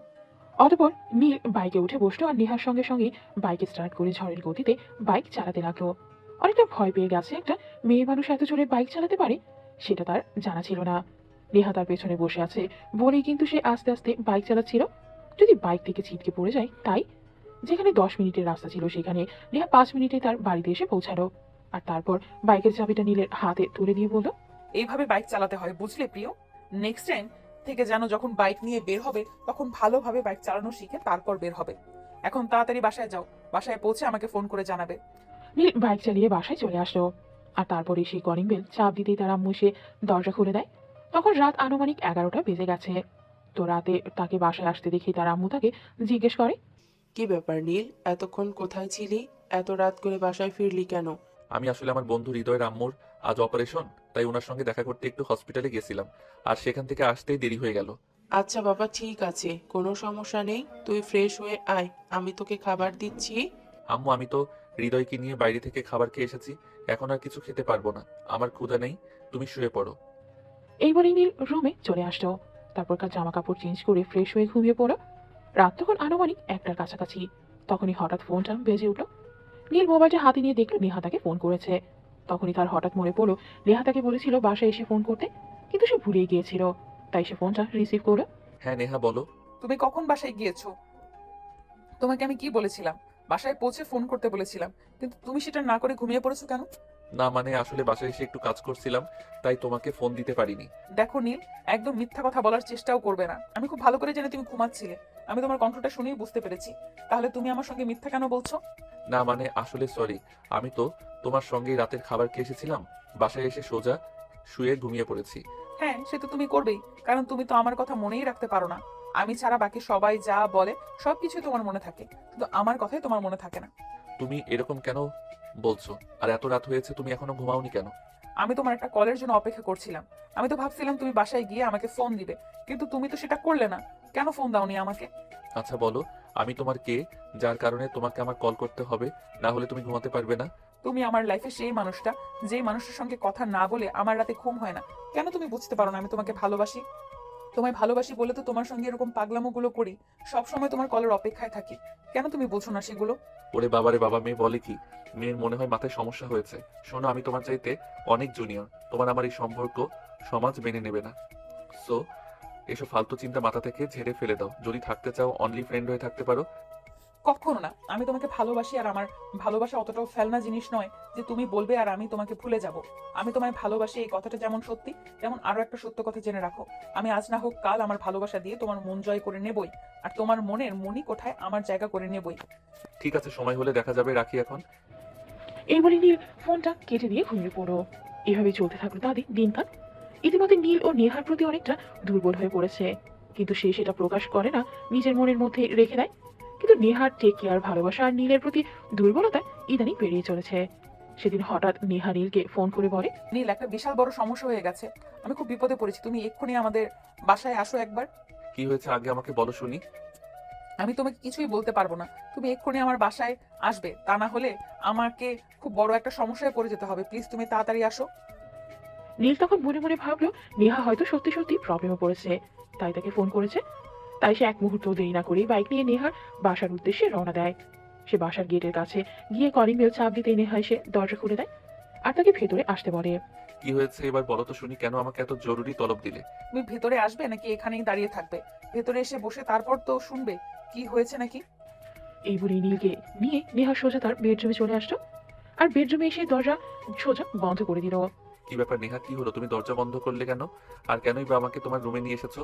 বাড়িতে তো কাউকে দেখতে পাচ্ছি না, আর কোনো সারা শব্দ শুনতে পাচ্ছি না। বাড়িতে কি কেউ নেই নাকি? না, বাড়িতে কেউ নেই। আব্বু আম্মু একটা দাওয়াতে গেছে, রাতে আসবে। আমার একা একা কিছুই ভালো লাগছিল না, তাই তোমাকে ফোন করলাম, তোমার সঙ্গে একটু সময় কাটাবো বলে। আমার মনে হয় সত্যি সত্যি তোমার মাথা খারাপ হয়ে গেছে। তা না হলে এমন পাগলের মতো কাণ্ড কেউ করতে পারে? তুমি একটা মেয়ে আর আমি একটা ছেলে, তোমাদের পুরো বাড়িতে কেউ নেই, আর সেই বাড়িতে তুমি আর আমি। এটা যদি মানুষ দেখতে পারে তাহলে কি হবে তুমি জানো? এত কিছু জানার দেখার তো আমার কোনো প্রয়োজন নেই। আমি শুধু জানি আমি আমার ভালোবাসার মানুষটাকে যেভাবেই হোক নিজের ঘরে পেতে চাই, ব্যাস এইটুকুই। অন্য কিছুই আমার জন্য কোনো দরকার নেই। ও আচ্ছা, এই ব্যাপার। আচ্ছা ঠিক আছে, তাহলে থাকো তুমি, আমি গেলাম। এই বলে নীল রুম থেকে বের হয়ে চলে যেতে চাইছিল, কিন্তু নেহা তাকে সেটা করতে না দিয়ে ধাক্কা মেরে বিছানার উপর ফেলে দিল, আর সে সঙ্গে সঙ্গে নীলের বুকের উপর উঠে বসলো। কি ভেবেছো তুমি? তুমি চলে যেতে চাইবে আর আমি তোমাকে চলে যেতে দেবো? কখনোই না। আমি আমার মনের আশা পূরণ করেই ছাড়বো। আমি নেহা চৌধুরী, আমি চেয়ে পাইনি এমন কিছুই আমার লাইফে নেই। তোমাকে তো আমি এত সহজে হারিয়ে যেতে দেবো না চান্দু। নেহা আপু প্লিজ, তুমি এরকম করবে না। দেখো, আমরা মধ্যবিত্ত ফ্যামিলির মানুষ, আমাদের কাছে নিজের মান সম্মানটাই সবার আগে। তাই আমি তোমাকে রিকোয়েস্ট করে বলছি, প্লিজ আমার বুকের উপর থেকে নামো আর আমাকে যেতে দাও। চুপচাপ শুয়ে থাকো আর আমাকে আমার মতো কাজ করতে দাও। এই বলে নেহা ঠোঁট দুটো তার দখলে নিয়ে নিল, আর নীলকে কোনো কথা বলতে না দিয়ে এইভাবেই চললো প্রায় 10 মিনিটের মতো তাদের কিসিং পর্ব। প্রথমে নীল নেহার সঙ্গে অনেক জোর জবরদস্তি করে নিজেকে ছাড়িয়ে নিতে চাইলেও পরে আর সেটা সক্ষম হয়ে উঠল না, কারণ হাজারের হোক নীল একটা ছেলে আর নেহা একটা মেয়ে, এবং দুজনেই পূর্ণবয়স্ক। চাইলেই তো আর কেউ কারোর থেকে এইভাবে দূরে থাকতে পারে না। তাই পরবর্তীতে নীল ও নেহার সঙ্গে রেসপন্স করতে থাকে, এভাবেই দুজন দুজনের মধ্যে তলিয়ে যেতে থাকে। তখনই হঠাৎ নীল নেহাকে ধাক্কা দিয়ে নিজের ওপর থেকে সরিয়ে দেয়। একদম নয়, যতটুকু হয়েছে ততটুকুই এনাফ, আর এর বেশি কিছুই নয়। একটাবার চিন্তা করে দেখো, ইউজ করছি না, যদি উল্টাপাল্টা কিছু হয়ে যায় তারপর কি হবে সেটা চিন্তা করেছো তুমি? আমায় ভালোবাসো সেটা ভালো কথা, কিন্তু তার মানে এই নয় যে এসব পাগলামো কাজ করতে হবে। এই বলেই নীল নেহাকে নিজের ওপর থেকে সরিয়ে দিয়ে সেখান থেকে উঠে তাদের বাড়ি থেকে বের হয়ে চলে গেল। এরপর চলে গেল 1 সপ্তাহ। অনেকবার নীলকে ফোন করার চেষ্টা করে, কিন্তু নীল কোনোভাবেই নেহার ফোন তোলে না, এমনকি ভার্সিটিতেও আসে না। সেদিন বিকালবেলা ভার্সিটি প্রিন্সিপালের কাছ থেকে নেহা নীলের বাড়ির ঠিকানা নিল এবং সেখানে পৌঁছে গেল। দরজায় দাঁড়িয়ে কলিং বেল চাপ দিল। কলিং বেলের শব্দ শুনে নীলের আম্মু এসে দরজা খুলে দিল। দরজা খুলে নেহাকে দেখতে পেয়ে তিনি জিজ্ঞাসা করলেন, কি ব্যাপার মা, কে তুমি? তোমাকে তো চিনতে পারলাম না। ইনফ্যাক্ট তোমাকে আজকের আগে কখনো দেখেছি বলেও মনে হয় না। আজ আমি নেহা, আমাকে আপনি চিনবেন না। আমি আর নীল একই ভার্সিটিতে পড়াশোনা করি। নীল আজ কয়দিন ধরে ভার্সিটিতে যাচ্ছে না কেন সেটারই খোঁজ নিতে এলাম। সে তো একটা দরকারি কাজে তার নানার বাড়িতে বেড়াতে গেছে, সেখান থেকে আসতে আরো 2 দিন দেরি হবে। তুমি ভিতর এসে বসো, চা নাস্তা খেয়ে যাও। নীলের আম্মুর কথায় নেহা ভেতরে এসে বসলো। বাড়িটা থেকে তো সে পুরোই অবাক। নীল সবসময় বলতো সে মধ্যবিত্ত ফ্যামিলির ছেলে, কিন্তু বাড়িটা দেখে মনে হচ্ছে কোনো এক রাজকীয় রাজপ্রাসাদ। তবে কি নীল মিথ্যা কথা বলেছিল? নেহা তখন কোনো কিছু চিন্তা না করে নীলের আম্মুকে বলে, auntie, if you don't mind, may I ask you a question? হ্যাঁ বলো না, কি বলবে? কিছুই মনে করব না, তুমি নির্দ্বিধায় বলতে পারো। এটা কি আপনাদের নিজেদের বাড়ি নাকি এখানে ভাড়া বাসায় থাকেন? তোমার এরকম মনে হওয়ার কারণ কি? আমি বুঝতে পারছি না। এটা আমাদের নিজেদের বাড়ি। তাছাড়া ঢাকা শহরে এর চাইতে বড় বড় আমাদের আরো 4-5টা বাড়ি রয়েছে, ওগুলো ভাড়া দেয়া। নীল এখানে পড়াশোনা করে বিধায় আমরা এখানে থাকি। আন্টি, আজ তাহলে আমি আসি। অন্য কোনো একদিন আসবো নীলের সঙ্গে, আর সেদিন আপনার সঙ্গে অনেক গল্প করব। এই বলে নেহা সেখান থেকে চলে গেল। আর তার মনে শুধু একটা কথাই ঘুরপাক খেতে লাগলো, নীল তাহলে কি নেহাকে মিথ্যে কথা বলেছে? নিশ্চয়ই কোটিপতি বাবার আদরের ছেলে, কিন্তু কেন সে মিথ্যে কথা বলেছে? কেন সে বারবার বলেছে সে মধ্যবিত্ত ফ্যামিলির ছেলে? যাই হোক, এই কথাটার উত্তর তো আর এখন পাওয়া যাবে না, যতক্ষণ না পর্যন্ত নিজের সঙ্গে সরাসরি কথা বলা হচ্ছে, যতক্ষণ পর্যন্ত নীল ঢাকায় ফিরে না আসছে। অপরদিকে 2 দিন পর নীল বাসায় ফিরে আসলো। সে এসে রেস্ট নিয়ে রাতের বেলায় যখন ডাইনিং টেবিলে রাতের খাবার খেতে গেল, তখনই তার আম্মু তাকে প্রশ্ন করলো, তোর কি কোনো মেয়ে বন্ধু আছে? হঠাৎ এরকম প্রশ্ন করার কারণটা কি? আমি তো কিছুই বুঝতে পারছি না। কি হয়েছে বলো তো শুনি। সেদিন একটা মেয়ে এসেছিল তোর সঙ্গে দেখা করতে, বলল তোর বন্ধু, তাই জিজ্ঞাসা করলাম। বল তোর কোনো মেয়ে বন্ধু আছে কি না? নীল বিষয়টা কিছুটা মনে মনে আন্দাজ করতে পেরেছে। এটা নেহা ছাড়া আর কেউ নয়, কারণ ভার্সিটিতে তার পরিচিত এমন কেউ নেই যে কিনা তার খোঁজ নিতে বাসা পর্যন্ত চলে আসতে পারে। তাই সে তার আম্মুকে বলল, আমি বুঝতে পেরেছি, ওটা নেহা আপু, আমার 1 বছরের সিনিয়র। কেন, কিছু হয়েছে নাকি? হয়েছে মানে মেয়েটা আমাকে জিজ্ঞাসা করছিল এটা আমাদের নিজেদের বাড়ি নাকি। সে তোর বন্ধু, সে কি তোর সম্পর্কে কোনো কিছুই জানে না? তুই কি তাদেরকে বলিসনি আমাদের ব্যাপারে? কিছুই না মানে আসলে আম্মু, তুমি তো খুব ভালো করেই জানো আমি খুব সাদাসিধে জীবনযাপন পছন্দ করি। তাই আমি সবসময় সাদাসিধে ভাবেই থাকি। তখনই আমি চাই না কেউ আমার বাবার অর্ধ সম্পদের পরিচয় দিয়ে আমাকে জানুক বা চিনুক। তাই আমি সবসময় সবার কাছে বলি আমি মধ্যবিত্ত ফ্যামিলির ছেলে। ও আচ্ছা, এই ব্যাপার, বুঝতে পেরেছি। যাই হোক, কোনো সমস্যা নেই। তুই খাওয়া দাওয়া করে রুমে গিয়ে রেস্ট নে। কাল তো আবার ভার্সিটি যেতে হবে। অনেকদিন ধরে ভার্সিটি যাস না। হ্যাঁ সেটাই, প্রায় 10 দিন ধরে ভার্সিটি যাওয়া হয় না। সামনেই পরীক্ষা, এখন ঠিকমতো পড়াশোনা আর ক্লাস দুটোই করতে হবে। এখন থেকে আর ফাঁকিবাজি করা চলবে না। এই বলে নীল খাওয়া দাওয়া শেষ করে নিজের রুমে এসে ঘুমিয়ে পড়ল। পরদিন সকালে যখন ভার্সিটিতে গেল, গেট দিয়ে ভেতরে প্রবেশ করতে যাবে, তখনই নেহা এসে সামনে দাঁড়ালো আর বলল, এভাবে কারোর সঙ্গে প্রতারণা করার মানেটা কি আমি জানতে পারি? কেমন ধরনের প্রতারণা আর কার সঙ্গে প্রতারণা আমি তো সেটাই বুঝতে পারছি না। আমি জানি তুমি সবকিছুই জানো, কিন্তু সবকিছু জেনেও না জানার ভান করো না, তাহলে কিন্তু আমার খুবই মেজাজ খারাপ হবে। আর আমার মেজাজ খারাপ হলে কিন্তু আমার মাথা একদমই ঠিক থাকে না। তখন আমি কাকে কি বলি আর না বলি আমার কোনো খেয়াল থাকে না। তাই প্লিজ, আমি তোমাকে যেটা বলছি সেটার উত্তর দাও। কেন তুমি এরকম মিথ্যা কথা বলেছিলে আমার সঙ্গে? নেহা দেখো, আমি আমার বাবার পরিচয় পরিচিত হতে চাই না। আমি আমার নিজের একটা আইডেন্টিটি তৈরি করতে চাই, যেখানে সবাই আমাকে আমার পরিচয় চিনবে। হ্যাঁ এটা ঠিক যে আমি তোমার মতো বাবার পয়সা নিয়ে ফুটানি করলে তোমার মতো একটা গ্যাংও আমার থাকতো, কিন্তু আমি সবসময় চাই একটা সাধারণ ছেলের মতো চলাফেরা করতে, একটা অসাধারণ ছেলের মতো জীবনযাপন করতে। তাই আমি সবসময় আর 5টা সাধারণ ছেলের মতোই থেকেছি। যাই হোক, সেই ব্যাপারে আমার বিন্দু মাত্র কোনো ইন্টারেস্ট নেই। আমি শুধু তোমায় এইটুকুই বলতে চাই যে আজ হোক কাল হোক তোমাকে আমার চাই চাই চাই। তুমি তোমার ফ্যামিলিকে কিভাবে মানাবে সেটা তোমার ব্যাপার, কিন্তু আজ আমি প্রকাশ্য দিবালোকে তোমাকে বলে দিচ্ছি, 1 সপ্তাহের মধ্যে যদি তোমার ফ্যামিলি থেকে আমার বাড়িতে বিয়ের প্রস্তাব না নিয়ে কেউ যায়, তাহলে আমি আত্মহত্যা করব, আর সেটা থেকে কেউ আমাকে ফেরাতে পারবে না। তুমি পাগল হয়ে গেছো? পৃথিবীতে এত ছেলে থাকতে কেন আমার পিছনে পড়েছো? কেন আমার জীবনটা নিয়ে ছিনিমিনি খেলতে চাইছো? তোমার মতো সিনিয়র মেয়েদের সঙ্গে সময় কাটানো যায়, মজা নেওয়া যায়, বিয়ে করা যায় না। কেন বিয়ে করা যায় না? আর আমি তোমার সিনিয়র, কলেজে বুড়ি হয়ে গেছি নাকি? আমি তোমার সাথে 1 বছর সিনিয়র। It's not fair. ভালোবাসার কাছে সবকিছুই হার মানে, সেখানে আমি তো তোমার চাইতে মাত্র 1 বছরের সিনিয়র। এটা কোনো ব্যাপার না। তোমার কাছে না হলেও আমার কাছে, আর আমার কাছে না হলেও গোটা সমাজের। আমি যখন আমার থেকে বয়সে বড় একটা মেয়েকে বিয়ে করব, তখন সবাই প্রশ্ন করবে কেন একটা সিনিয়র মেয়েকে বিয়ে করলাম তার বাবার সম্পত্তি দেখে।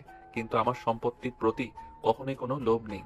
তাছাড়া তুমি তো আমার ব্যাপারে সবকিছু জেনে গেছো। আমার বাবার অর্থ সম্পদ কোনো কিছুর কোনো কমতি নেই। আমার বাবা চাইলে ঐশ্বরিয়া রায়ের মতো সুন্দরী মেয়েকেও আমার জন্য এনে দিতে পারবেন, যদি আমি চাই তো। কিন্তু আমার সেরকম কোনো চিন্তা ভাবনা নেই। আমার চিন্তা সব সময় মধ্যবিত্ত ফ্যামিলির একটা ঘরোয়া সংসারী মেয়েকে বিয়ে করতে। আমি সেভাবে নিজেকে তৈরি করে নেব, কিন্তু তারপরও আমার সাথে তোমাকেই চাই। Just stop this nonsense. কি হচ্ছে এসব? আমি ভাবতে পারছি না, একটা মেয়ে কতটা নির্লজ্জ, কতটা বেহায়া হলে একটা ছেলে তাকে অ্যাভয়েড করার পরও এরকম কথা বলে যেতে পারে। লাজ লজ্জা বলতে কিছু আছে কি আপনার? না, আমার কোনো কিছু নেই। আছে শুধু তোমার জন্য ভালোবাসা, ব্যাস এইটুকুই। আর কোনো কথা বলতে চাই না আমি। নীল তখন নেহার সঙ্গে আর কোনো কথা না বলেই সেখান থেকে চলে গেল। কারণ সে বুঝতে পারলো সত্যি সত্যি মেয়েটার মাথা খারাপ হয়ে গেছে। তাই তো মুখে যা আসছে তাই বলে যাচ্ছে, কোনো কিছুতেই বাধা মানছে না। তার মুখে যা ইচ্ছে তাই বলেছে। তাই এখানে দাঁড়িয়ে বোকার মতো তার সঙ্গে তর্ক করা ঠিক নয়। এভাবে দেখতে দেখতে 1 সপ্তাহ সময় কেটে গেল। নেহা নিজের রুমে বসে আছে দরজা বন্ধ করে। আজ 3 দিন তার ফ্যামিলির সবাই তাকে দরজা খোলার জন্য অনেক রিকোয়েস্ট করছে, কিন্তু সে কারোর কোনো কথাই শুনবে না। আমাকে রিকোয়েস্ট করে কোনো লাভ হবে না, কারণ যে জীবনে আমি আমার ভালোবাসার মানুষটাকে পাবো না, সেই জীবনে আমার আর অন্য কিছু কোনো প্রয়োজন নেই। প্লিজ নেহা, দরজাটা খোলো, আমাদের কথা বোঝার চেষ্টা করো। আমরা ওই ছেলেটার সঙ্গে কথা বলবো, তার ফ্যামিলির সঙ্গে কথা বলে দেখবো। প্রয়োজন হলে আমরা তাদের কাছে তাদের ছেলেটাকে ভিক্ষা চাইবো। তুমি আমাদের একমাত্র মেয়ে, তোমার জন্য আমরা সব করতে পারি। তোমরা চাইলে কি হবে? সে তো আমাকে চায় না, সে তো আমাকে একটুও ভালোবাসে না। সে যদি ভালোবাসতো তাহলে এই 1 সপ্তাহের মধ্যে সে কিছু একটা করতো, কিন্তু আমি জানি একটা সিনিয়র মেয়ের সঙ্গে কখনো একটা জুনিয়র ছেলে তার সম্পর্ক মেনে নেয় না। কিন্তু নেহা, তুমি দয়া করে এরকমটা করো না। তুমি কেন একটা ছেলের জন্য নিজের জীবনটা নষ্ট করতে যাবে? ছেলেটা যখন তোমাকে ভালোবাসে না, তখন তুমি কেন তার ভালোবাসা বুকে নিয়ে নিজেকে কষ্ট দিচ্ছ? কারণ কেউ আমাকে ভালো নাই বাসতে পারে, তাই বলে যে আমি তাকে ভালোবাসতে পারবো না এমন তো কোনো কথা নেই। তাই আমি তাকে ভালোবাসি, সে আমাকে ভালো না বাসলেও আমার কোনো কিছুই যায় আসে না। ভালোবাসতে হলে আমার ভালোবাসতে হলে তোমাকে বেঁচে থাকতে হবে, খাওয়া দাওয়া করতে হবে, নিজেকে ভালো রাখতে হবে। তুমি যদি এইসব কিছু করে নিজেকে শেষ করে দাও, তাহলে কি তুমি তোমার ভালোবাসা পেয়ে যাবে? কখনোই না, বরং তুমি নিজেই নিজের ভালোবাসাকে হত্যা করবে। আমাকে জ্ঞান দিয়ে কোনো লাভ নেই। আমি যেটা সিদ্ধান্ত নিয়েছি আমি সেটাই করব। আমি যদি আমার ভালোবাসার মানুষটাকে না পাই, তাহলে আমি আমার এই জীবন রাখবো না, মরে যাব আমি। এই বলে নেহা কোনোভাবে দরজা খুলছে না। এটা দেখে তার ফ্যামিলি তার বন্ধুদের সঙ্গে যোগাযোগ করে এবং এই বিষয়টা কি হয়েছে সেটা জানার চেষ্টা করে। তখনই নেহার একটা বান্ধবী নীলকে ফোন দেয়, আমার সমস্ত বিষয়টা জানায়। সবকিছু শুনে নীল সেখানে ছুটে আসে আর নেহার রুমে চলে যায়। কি ব্যাপার? এসব পাগলামোর মানে কি? আমি তো তোমাকে বলেছি আমি তোমাকে বিয়ে করতে পারবো না, তারপরও কেন এমন পাগলামো করছো আমাকে বিয়ে করতে বাধ্য করবে বলে? না, তোমাকে বাধ্য করার কোনো ইচ্ছে আমার নেই। যেখানে তুমি আমাকে ভালোবাসবে না, সেখানে কেন আমি তোমাকে বাধ্য করতে চাইবো? ভালোবাসা কখনো জোর করে হয় না, সেটা আমি খুব ভালো করেই জানি। তাই আমি তোমার কাছ থেকে জোর করে ভালোবাসা আদায় করতে চাই না। তুমি যদি ভালোবাসতে তাহলে নিজের থেকে এসে আমাকে ভালোবাসার কথা বলতে, কিন্তু তুমি সেটা করোনি। হ্যাঁ, সেটাই তো আমি তোমাকে বলতে চাইছি। তাহলে তুমি কেন নিজের জীবন নষ্ট করতে চাইছো? কেন নিজেকে শেষ করে দিতে চাইছো? কি লাভ নিজেকে শেষ করে দিয়ে? ভালোবাসা কখনো লাভ লসের হিসেব করে হয় না। ভালোবাসা জাস্ট হয়ে যায় যে কারোর সাথে। ভালোবাসতে হলে একটা ভালো মন প্রয়োজন, আর ভালোবাসার মতো একটা সঠিক মানুষের প্রয়োজন। হ্যাঁ, আমি তোমাকে সেটাই বোঝাতে চাইছি যে কারো জন্য নিজের জীবনটা নষ্ট করে দেওয়ার কোনো প্রয়োজন নেই। আগে তো নিজেকে ভালোবাসা, তারপর অন্য একজনকে ভালোবাসার চেষ্টা করো। আমি নিজেকে যথেষ্ট ভালোবাসি এবং যথেষ্ট ভালোবাসতাম, কিন্তু যেখানে এই ভালোবাসাকে পরিপূর্ণত্ব দিতে হলে আরো একজন মানুষ প্রয়োজন। সেই মানুষটা যদি আমাকে ভালো না বাসে, তাহলে কি লাভ আমার এই জীবন রেখে? বাই দ্য ওয়ে, তুমি এখন কেন এখানে এসেছো? তুমি তো বলেছিলে তুমি আমাকে ভালোবাসো না। আমার মন চেয়েছে তাই আমি এসেছি। কেন তার কৈফিয়ত তোমাকে দিতে হবে নাকি? হ্যাঁ, অবশ্যই আমার কাছে কৈফিয়ত দিতে হবে, কারণ এই বাড়িটা আমার। এখানে তুমি আসলে তো আমার কাছে তোমাকে কৈফিয়ত দিতেই হবে। বলো কেন এসেছো? তোমার এসব পাগলামো আর সহ্য করতে পারছিলাম না, তাই আমাকে এখানে আসতে হলো। তুমি কেন আমার মতো একটা ছেলের জন্য নিজের জীবনটা নষ্ট করতে যাবে? বিকজ ভালোবাসা এরকমই। Please Neel, leave me. I love you Neel, I really love you and I can die for you. আমি সত্যি বলছি, আমি তোমাকে না পেলে নিজেকে শেষ করে দিব। এই জীবন আমার চাই না। ঠিক আছে, আমি মেনে নিলাম তোমাকে আমার ফ্যামিলিকে আমার যেভাবে মানাতে হয় আমি মানিয়ে নিব, কিন্তু তোমার ফ্যামিলিকে তুমি কি করে মানাবে? আর সমাজের মানুষের কথা না হয় বাদই দিলাম, সমাজে তুমি মুখ দেখাতে পারবে আমার মতো একটা ছেলেকে বিয়ে করলে? কিসে তখন থেকে তোমার মতো করে বলে যাচ্ছ? কি নেই তোমার মধ্যে বলো? টাকা পয়সা, অর্থ সম্পদ, প্রাচুর্য, যা থাকার প্রয়োজন সবকিছুই আছে। তাহলে কেন তোমাকে আমার ফ্যামিলি বা সমাজ মেনে নেবে না? আমি তোমার চাইতে বয়সে ছোট, সবাই মনে করবে আমি আমার চাইতে বয়সে বড় একটা মেয়েকে বিয়ে করেছি তার বাবার অর্থ সম্পদ আর প্রাচুর্য দেখে, কিন্তু আমার ব্যাপারে যে কোনো কিছুর কম তিনি সেটা সমাজের মানুষ দেখবে না। তাছাড়া তুমি হাই প্রোফাইল লাইফ এনজয় করতে অভ্যস্ত, কিন্তু আমি সেটাতে অভ্যস্ত নই। আমি সাদাসিধে জীবনযাপন পছন্দ করি, তুমি সেটাতে থাকতে পারবে না। পারবো না কেন? অবশ্যই পারবো। আমাকে পারতেই হবে, কারণ আমি তোমায় ভালোবাসি, আর ভালোবাসার জন্য আমি সব করতে পারি। I can do everything because I love you. এই বলেই নেহা নীলকে জড়িয়ে ধরে পাগলের মতো কিস করতে থাকলো। আর নিজেকে কোনোভাবে কন্ট্রোল করতে না পেরে নীল তার সঙ্গে রেসপন্স করতে শুরু করলো। এভাবেই চলে গেল প্রায় আধা ঘন্টার মতো সময়, কিন্তু সেদিকে তাদের কারোরই কোনো কেয়ার নেই। আরো বেশ কিছুক্ষণ পর দুজনকে ছেড়ে দিয়ে বসলো, আর তারপর নেহা বলতে লাগলো, প্লিজ নীল, তুমি আমার কথা তোমার ফ্যামিলিতে জানাও আর আমাকে তোমার কাছে নিয়ে যাও। তোমাকে ছাড়া আমি থাকতে পারছি না। আমার নিঃশ্বাস বন্ধ হয়ে আসছে, মনে হয় আমি এই বুঝি মরে গেলাম। ঠিক আছে, আমি তাই করব, কিন্তু তোমাকে একটা কাজ করে দিতে হবে। তুমি আমাকে যা বলবে তাই করব। আমি তোমার জন্য সবকিছু করতে পারি। বলো আমাকে কি করতে হবে। তুমি যদি বলো তোমার কারণে আমাকে নিজের জীবনটা দিয়ে দিতে হবে, আমি তাতেও প্রস্তুত। সেরকম কিছুই করতে হবে না তোমাকে। আসলে আমার বন্ধু হৃদয়, তাকে তো চেনো, সে একটা মেয়েকে পছন্দ করে, আর ওই মেয়েটা আমাদের ভার্সিটিতে আমাদের ক্লাসে পড়ে। ওই মেয়েটাকে একটু হৃদয়ের সঙ্গে ব্যবস্থা করে দিতে হবে। ঠিক আছে, তুমি কোনো চিন্তা করো না। এটা আমার জন্য কোনো ব্যাপারই নয়। আমি ভার্সিটির প্লে গার্ল, আর ক্যাম্পাসে আমার কথা কেউ শুনবে না এরকম কেউ হতেই পারে না। জাস্ট 2 মিনিটের ব্যাপার। 2 মিনিটের মধ্যে যদি আমি ওই মেয়েটাকে তোমার বন্ধুর প্রেমে রাজি করাতে না পারি, তাহলে আমার নাম নেহা নয়, আর আমি নিজেই তোমাকে ছেড়ে দেবো। অতপর নীল কথা বলা শেষ করে বাসায় চলে আসলো। আর বাসায় এসেই সঙ্গে সঙ্গে সে হৃদয়কে ফোন দিল আর সবকিছু খুলে বলল।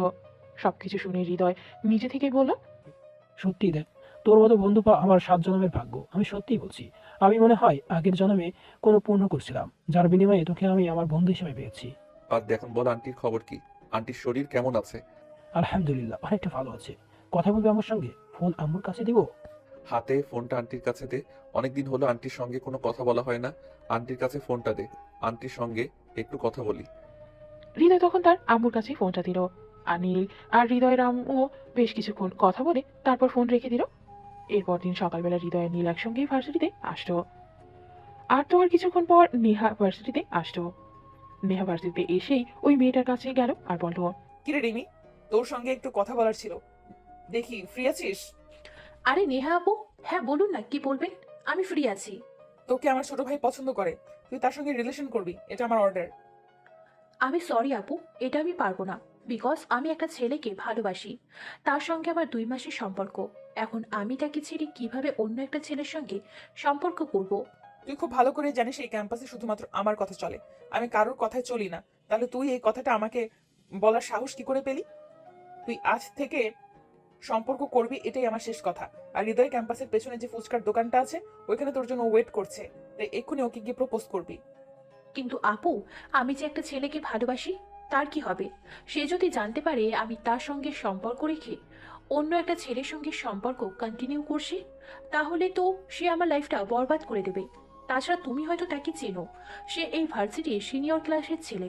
আমি আশা করি তুমি বুঝতে পারছো আমি কাকে ইঙ্গিত করছি। হ্যাঁ, আই নো দ্যাট। আর আমি এটাও জানি যে তুই তার সঙ্গে বাধ্য হয়ে সম্পর্কে গেছিস, কারণ ভালো মেয়েরা একটা মাফিয়া ছেলের সঙ্গে কখনোই জেনে শুনে সম্পর্কে যায় না। যাই হোক, তুই চিন্তা করিস না, ওটা আমি সামলে নেব, কারণ ও তোকে সত্যি ভালোবাসে না, তোর সঙ্গে টাইম পাস করে মজা নেওয়ার জন্য। হ্যাঁ আপু, আমি এটা খুব ভালো করে জানি, কিন্তু দেখো আমি মধ্যবিত্ত ফ্যামিলির মেয়ে। আমার পড়াশোনা ছেড়ে দিলে হবে না, পড়াশোনাটা চালিয়ে যেতে হবে। তাছাড়া অন্য ভার্সিটিতে পড়াশোনা করার মতো সামর্থ্য আমার নেই, তাই এখানেই পড়তে হবে। তাই আমি এগুলো চোখ বুজে সহ্য করছি। আমি নেহা আছি তো, তাহলে চিন্তা করছিস কেন? তুই যা, ওখানে হৃদয় দাঁড়িয়ে আছে, তোকে প্রপোজ করবি। এরপরেও আপু আমার খুব ভয় লাগছে। যদি কোনো সমস্যা হয়, বুঝতেই তো পারছো আমি একটা মেয়ে মানুষ। নেহা তখন প্রচন্ড খেপে গেল আর ঠাস ঠাস করে রিমির দুই গালে দুইটা চড় বসিয়ে দিয়ে বলল, তুই আমার বাংলা কথা বুঝতে পারছিস না? তোকে না আমি একবার বলছি, যা আগে আমি দেখে নেব। তুই এক্ষুনি হৃদয়কে গিয়ে প্রপোজ করবি, তারপর বাকিটা আমি বুঝবো। তোকে এত কথা বলতে বলেছি আমি? ঠিক আছে আপু, আমি যাচ্ছি। প্লিজ তুমি আমার পাশে থেকো, না হলে আমার লাইফটা বরবাদ হয়ে যাবে। এই বলে রিমি সেখান থেকে চলে গেল। আসলে সেও মনে মনে হৃদয়কে একটু একটু পছন্দ করতো, কারণ হৃদয় যথেষ্ট ভদ্র এবং সুদর্শন একটা ছেলে। ভার্সিটির পেছন সাইডের ফুচকার দোকানটায় গিয়ে দেখলো হৃদয় তার পাশেই দাঁড়িয়ে অপেক্ষা করছে। সে আসার সময় ভার্সিটির বাগানে ফুল গাছ থেকে একটা গোলাপ ছিঁড়ে এনেছিল, আর সেটা দিয়ে হৃদয়কে সে প্রপোজ করে। হৃদয়, আমি তোমাকে পছন্দ করি আর ভালোবাসি, কিন্তু কোনো একটা নির্দিষ্ট কারণে সেটা তোমাকে বলা হয়ে ওঠেনি। কিন্তু আজ নেহা আপুর কারণে সাহস করে তোমার কাছে বলতে এলাম, আই লাভ ইউ হৃদয়। হৃদয়ের মনে তো তখন খুশি নাচ করতেছে। সে কি করবে আর কি বলবে ভেবে পাচ্ছে না। রানী আহার ক্ষমতা ভার্সিটির ক্যাম্পাসে এতটাই প্রবল সে বুঝতেই পারেনি। নিহার ছোট্ট একটা কথাই রিমি তাকে প্রপোজ করতে চলে আসতো। তখনও হৃদয় তখন আর কোনো দেরি না করে রিমির প্রপোজালটা অ্যাকসেপ্ট করে নিল। Love you too. আমিও তোমায় ভালোবাসতাম, কিন্তু তোমার সামনে দাঁড়ানোর সাহসটা আমার হয়ে ওঠেনি, কারণ আমি জানতাম তুমি এই কলেজের সিনিয়র একটা ছেলের সঙ্গে সম্পর্কে আছো। কিন্তু ভালোবাসা তো আর বাধা মানে না, তাই হয়তো আমি এক তরফায় এতদিন তোমায় ভালোবেসে গেছি, কিন্তু সেটা প্রকাশ করতে পারিনি। হ্যাঁ, আজ থেকে আর একতরফা ভালোবাসতে হবে না, আজ থেকে আমিও তোমাকে ভালোবাসি। আর সবটাই সম্ভব হয়েছে নেহা আপুর জন্য। নেহা আপু সত্যি অনেক ভালো একটা মানুষ। হ্যাঁ, তুমি সত্যি কথাই বলেছো নেহা। আপুর মতো মানুষ হয় না। দেখতে যদিও একটু গুন্ডা গুন্ডা টাইপের, কিন্তু তার মনটা অনেক ভালো। মানুষকে খুব ভালোবাসতে পারে আর ভালোবাসার জন্য সবকিছু করতে পারে। এই যে তোমাকে আমার করে এনে দিল। মানে বুঝতে পারলাম না, ভালোবাসার জন্য আমাকে তোমার কাছে এনে দিল কেন? মানে তুমি কিছুই জানো না? নেহা আপু আমার বন্ধু নীলকে ভালোবাসে, কিন্তু নীল সেটা মেনে নিতে চায়নি। সে শর্ত দিয়েছিল যদি তোমাকে আমার প্রস্তাবে রাজি করাতে পারি, তাহলে সে নেহা আপুর প্রস্তাব মেনে নিবে। ব্যাস এতটুকুই ছিল। এই কথা বলেই হৃদয় রিমিকে নিজের কাছে টান দিয়ে নিয়ে গেল আর রিমির কপালে আলতো করে একটা ভালোবাসার পরশ এঁকে দিয়ে তাকে বুকের সঙ্গে জড়িয়ে ধরল। রিমিও তাকে শক্ত করে জড়িয়ে ধরে তার বুকে মাথা রেখে তার নিঃশ্বাসের শব্দ শুনছিল। এদিকে তো হৃদয় আর রিমির প্রেমের গল্প শুরু হয়ে গেল। তা ভিউয়ার্স চলুন ওদিকে থেকেই কি চলছে নীলের আর নেহার মধ্যে। সেদিন রাতের বেলা নেহা নীলকে ফোন দেয়। আমি তো তোমার দেওয়া শর্ত রেখেছি, রিমি হৃদয়ের সম্পর্ক তৈরি করে দিয়েছি। এবার তুমি নিশ্চয়ই আমাকে আর কোনো অজুহাত দেখাবে না, আমাকে বউ বানিয়ে তোমার বাড়িতে নিয়ে যাবে। জাস্ট 1 সপ্তাহ ওয়েট করো। 1 সপ্তাহের মধ্যে আমি তোমাকে আমার বাড়িতে বউ বানিয়ে আনবো, কারণ আমি বুঝতে পেরেছি তুই সত্যি আমাকে ভালোবাসো আর আমাকে কাছে পাওয়ার জন্য তুমি সবকিছুই করতে পারো। তাই আমি আর দেরি করব না। এরপর দুজনে আরো বেশ কিছুক্ষণ প্রেমালাপ করে ফোনটা কেটে দিল। এভাবে দেখে দেখে 1 সপ্তাহ সময় কেটে গেল। নীল তার ফ্যামিলিকে জানিয়ে সবাইকে অনেক কষ্ট করে রাজি করিয়ে তারপর নেহাকে তার ঘরের বউ বানিয়ে নিয়ে এসেছে। আজ তাদের বাসর রাত। নেহা বাসর ঘরে বসে নীলের জন্য অপেক্ষা করছে। এদিকে তাদের বিয়েতে তাদের ভার্সিটির সমস্ত বন্ধুরা উপস্থিত ছিল। রিমি আর তার বন্ধুরা মিলেই নীলের জন্য বাসর ঘর সাজিয়েছে, আর তাই জন্য তারাও বাসর ঘরে অপেক্ষা করছে কখন নীল আসবে আর তারা একটু আনন্দ উল্লাস করে সেখান থেকে চলে যাবে। দেখতে দেখতে প্রায় রাত 11টার মতো বাজে। তখনই হৃদয় আর তার অন্য বন্ধুরা মিলে নীলকে আর নিয়ে আসতো। কি ব্যাপার রিমি, তোমরা এখনো রুমে কি করছো? তোমরা জানো না আজ নীল আর নেহার বাসর রাত? সেখানে তারা দুজন থাকবে, কিন্তু তোমরা কেন? বারে, আমরা এত কষ্ট করে তোমাদের জন্য বাসর ঘর সাজালাম, আমাদের বুঝি কোনো কষ্ট হয়নি? আমাদেরকে একটু পারিশ্রমিক দিতে হবে না? তার জন্যই তো এখন এখানে বসে আছি। তোমাদের আবার কিসের পারিশ্রমিক? যা জিনিসপত্র আনা হয়েছে সবকিছু তো নীলের নিজের টাকাতেই আনা হয়েছে, যে তাহলে তোমাদেরকে কেন পারিশ্রমিক দিতে হবে? আরে দোস্ত, তুইও না একটু বুঝিস না। রিমি, এই নাও, এখানে 1 লক্ষ টাকা আছে। এটা দিয়ে তোমরা পার্টি করো আর আমাদের জন্য দোয়া করো, যেন সুখী দম্পতি হিসেবে তোমাদের মাঝে উদাহরণস্বরূপ হয়ে থাকতে পারি। হ্যাঁ নীল ভাইয়া, আপনার জন্য আর নেহা আপুর জন্য অনেক অনেক শুভকামনা। আপনারা পৃথিবীর শ্রেষ্ঠ দম্পতি হয়ে উঠুন। অনেক অনেক ভালোবাসা আর শুভকামনা রইল আপনাদের জন্য। এই বলে রিমি আর অন্য সবাই রুম থেকে বের হয়ে চলে গেল। অপরদিকে হৃদয় তখনও সেখানে দাঁড়িয়ে আছে। নীল হৃদয়ের কাছ থেকে বিদায় নিল। দোস্ত, আজ তাহলে এই পর্যন্তই রইলো। তবে আমার একটা দাবি আছে, তোর বিয়েটাও কিন্তু খুব তাড়াতাড়ি সেরে নিতে হবে, কারণ সবার মাঝে আমি একা কাপল থাকলে ভালো লাগবে না। ঠিক আছে দোস্ত, তুই কোনো চিন্তা করিস না, আমি দেখছি যত দ্রুত সম্ভব রিমিকে আমার বাড়িতে নিয়ে আসবো। কিন্তু দোস্ত, আমি তো এখন স্টুডেন্ট, বিয়ে করে বউকে কি খাওয়াবো বল? ধুর, তুই আর মানুষ হলি না। তোকে কি বলেছি তোর সংসার নিয়ে চিন্তা করতে হবে? তোর সংসারের সমস্ত দায়িত্ব আমার, আমি এখন থেকে প্রতি মাসে তোকে 50,000 টাকা দেবো। আশা করি এটা দিয়ে তুই খুব ভালোভাবে চলে যেতে পারবি। না রে দোস্ত, তুই আমার জন্য অনেক করেছিস, আর তোর কাছে ঋণী হতে চাই না, প্লিজ। ইস রে আইসা আমার ঋণদাতা, আমি কি তোরে কোনোদিনও বলছি আমাকে এগুলো ফেরত দিতে হবে? তুই আমার বন্ধু আর আমার বেস্ট ফ্রেন্ড, তোর জন্য আমি সবকিছুই করতে পারি, আর এইটুকু করতে পারবো না? তাছাড়া আমার বাবার টাকা পয়সা এত কম নয় যে তোকে কিছু দিলে সেটা ফুরিয়ে যাবে। তুই আমার বেস্ট ফ্রেন্ড, তুই আমার কলিজা, তোর জন্য আমি সব করতে পারি রে। আচ্ছা দোস্ত, ঠিক আছে, এসব কথা বাদ দিয়ে এখন রুমের জন্য দেবে। আচ্ছা ঠিক দেবে। আচ্ছা দোস্ত, ঠিক আছে, এসব কথা বাদ দিয়ে এখন রুমে যা। হ্যাঁ, আপু অনেকক্ষণ ধরে তোর জন্য অপেক্ষা করছে। তবে দোস্ত, আজকে রাতের আপডেট চাই কিন্তু। না মানে, সামনে তো আমাদেরও দিন আসছে। তোর তো সিনিয়র বউ, পেলে অভিজ্ঞতা, কিন্তু আমারটা তো আরো অভিজ্ঞতা নয়। আমি এখান থেকে নাকি চট দিয়ে সবকটা দাঁত ফেলে দেবো, ফাজিল কোথাকার। এই বলতেই হৃদয় দৌড়ে সেখান থেকে চলে গেল। আর নীল রুমের দরজা বন্ধ করে নিহার কাছে চলে আসলো। তারপর কি হলো সেটা না হয় আর বলার প্রয়োজন নেই, সবাই তো জানি বাসর ঘরে কি হয় না হয়, এটা তো আর আলাদা করে বলতে হয় না। তো ভিউয়ার্স, চলুন আমরা এবার বিদায় নেই। তারা না হয় তাদের মতোই ভালোবাসার নতুন স্বপ্ন বুনুক। গল্পটা এ পর্যন্তই ছিল। সবাই ভালো থাকবেন, সুস্থ থাকবেন। আল্লাহ হাফেজ।